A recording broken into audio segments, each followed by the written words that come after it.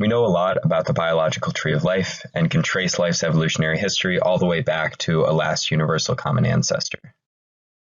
But for all that we understand about the tree of life, there's still a great deal that we don't understand about its root system. Research on the origin of life can focus on any of a number of stages in life's emergence. Some origins of life research takes a top-down approach, looking at the proximate ancestors to the last universal common ancestor, with all of the historical contingencies they may have picked up along the way in life's emergence. Alternatively, one can take more of a bottom-up approach, investigating the earliest stages of life's emergence, when it only has the first intimations of lifelike behavior and when few significant historical contingencies have frozen in. Autocatalytic cycles may have been an important part of life's chemical roots, providing a means by which chemicals can collectively self-propagate. The chemicals involved in autocatalytic cycles can be split into three categories: food species, which only show up as reactants, waste species that only show up as products, and member species, which show up as both products and reactants, and whose abundance grow with each turn of the cycle. Here we have a simple toy model for an autocatalytic cycle consisting of two reversible reactions, the first of which produces an intermediary member species, and the second of which produces two of the original member species. This provides a stoichiometric asymmetry that allows the cycle to grow and spread.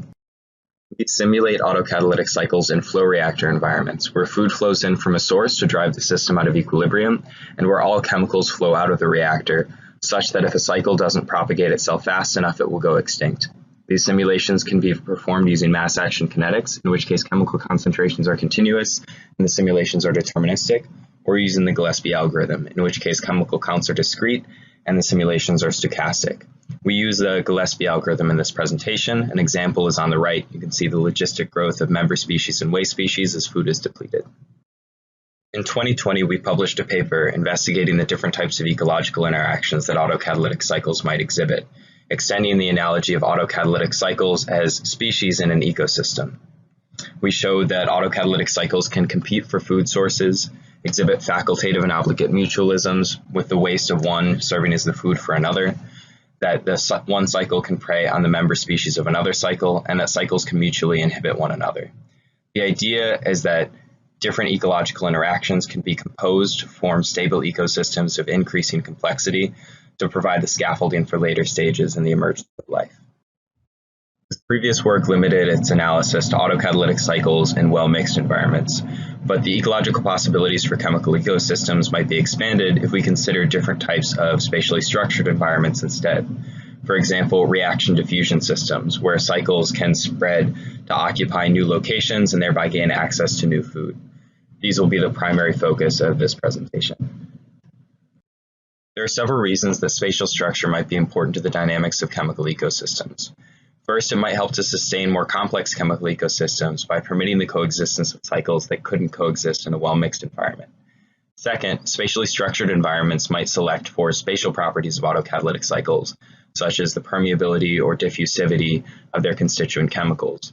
And third, spatial structure might create new levels of selection, either favoring traits that couldn't be favored in the well-mixed environment, analogous to group structure favoring different traits in biological populations, or creating new units of selection altogether.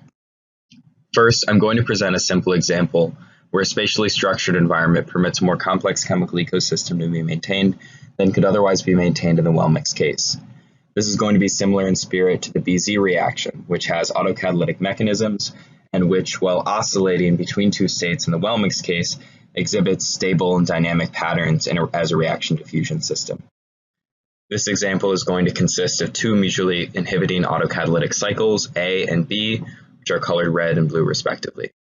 Each cycle is supplied with an independent food source so that they're not directly competing for food. Each consists of two reversible reactions, identical to the toy model I initially showed.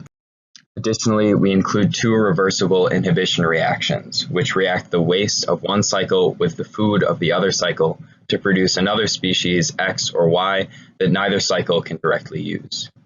The effect of this is that if one cycle increases its abundance more quickly, the waste that it produces can inhibit the growth of the other cycle, ultimately driving it extinct. And once again, all chemicals will be constantly diluted, creating a selective pressure for cycles that can propagate more quickly.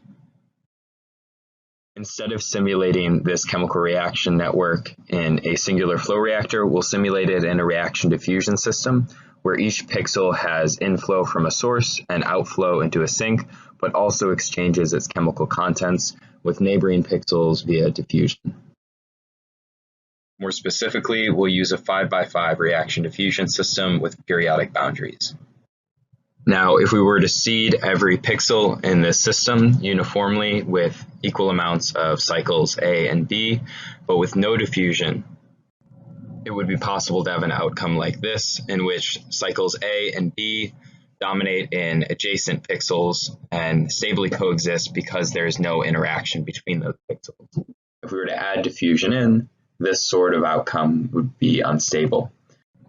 For example, with any slight imbalance, like blue coming to dominate in the center, accumulated member species by cycle B in the center could diffuse outwards and strengthen the invasion of pixels dominated by cycle A. And with high enough diffusion rates, we would expect the whole system to reach one global outcome. Here we have stochastic simulations of the reaction diffusion system under three different conditions, where we're varying the rate constant for the diffusion of all chemicals in the system. We have a slow diffusion case, a moderate diffusion case, and a fast diffusion case. Here we have time series plots for the total number of member species belonging to each cycle and each pixel of the reaction diffusion system for each of the three cases. On the left, in the slow diffusion case, we can see that each pixel quickly has one cycle dominate, and that a low amount of material is exchanged between reactors, such that each cycle struggles to invade adjacent pixels. On the right, we see the opposite extreme. A large amount of chemicals are exchanged between adjacent pixels, so that the plots tend to resemble one another, and a global outcome is quickly reached, approximating a well-mixed reactor. In the moderate diffusion regime, each pixel alternates between being dominated by cycle A and cycle B. Neither cycle wins globally, and each shifts around its advantage, forming patterns reminiscent of the spatial patterns of the BZ reaction in a petri dish. And here are those animations one more time. Next, I'll continue using the example of mutually inhibiting cycles in a reaction diffusion system to show a case where the spatial properties of autocatalytic cycles can be selected for. We'll take the same two mutually inhibiting cycles that we had before, but instead of making them identical to one another in their rate constants and the diffusion constants associated with their chemicals, we're going to make them differ in two ways. The red cycle is going to be fiercer in the sense that it's going to have reactions with higher rate constants, but the blue cycle is going to be faster, meaning that its member species are going to be able to diffuse more quickly. We're going to do this in a 3x3 reaction diffusion system with periodic boundaries, where both cycles are only seated in the center pixel, whereas food is seated uniformly. The expectation is that cycle A in red, being fiercer, will tend to dominate in the central pixel, whereas cycle B in blue, being faster, will tend to spread more quickly to adjacent pixels and thereby access new food more quickly. As cycle B continues to expand, it might be able to build up enough of an advantage in the surrounding pixels to reinvade the central pixel and overcome cycle A. Here we have an animation of the unfolding of time series of the total number of member species for each cycle in each pixel of the system. In the central pixel, cycle A being fiercer drives cycle B to the brink of extinction, but cycle B being faster is able to diffuse into adjacent sites and build up an advantage in those pixels more quickly so that it can suppress the growth of cycle A. Eventually, cycle B is able to reinvade the central pixel to such an extent that it begins to drive cycle A towards extinction.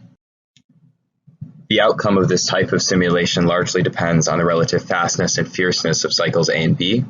Here we have a heat map in which we sweep over those parameters. On the left, we sweep over the diffusion constants for the chemicals of cycle B, where as we go down, cycle B gets increasingly fast. On the bottom, We sweep over the reaction rate constants for cycle B's reactions, whereas we move from right to left, cycle B gets increasingly less fierce. The colors in the heat map encode the final frequency of member species for cycles A and B aggregated over the reaction diffusion system. We find parameter combinations where fastness overcomes fierceness and where fierceness overcomes fastness, meaning that either could be selected for. Additionally, while it is always better to be fiercer, it is not always better to be faster. In the bottom left, we see a region where cycle B being faster gives it a disadvantage to cycle A, likely because its members diffuse so quickly that they can't stably accumulate. In addition to simple reaction diffusion systems, there are various other spatially structured environments that may be relevant to the origin of life and to the dynamics of autocatalytic chemical ecosystems. For example, mineral surfaces, where chemicals can adsorb and desorb from a surface. That surface might play a catalytic role and also provide a new basis for competition between autocatalytic cycles as they compete for adsorption sites. Compartments are another important class of spatial structures that might affect the dynamic of chemical ecosystems. They might be semi-permeable or closed. They might grow and or divide. Some examples of these in the origins of life literature are vesicles and coactivates. Some forms of spatial structure, especially compartments, provide the possibility of new levels of selection, especially when the dynamics of the spatial structure become coupled to the chemistry itself.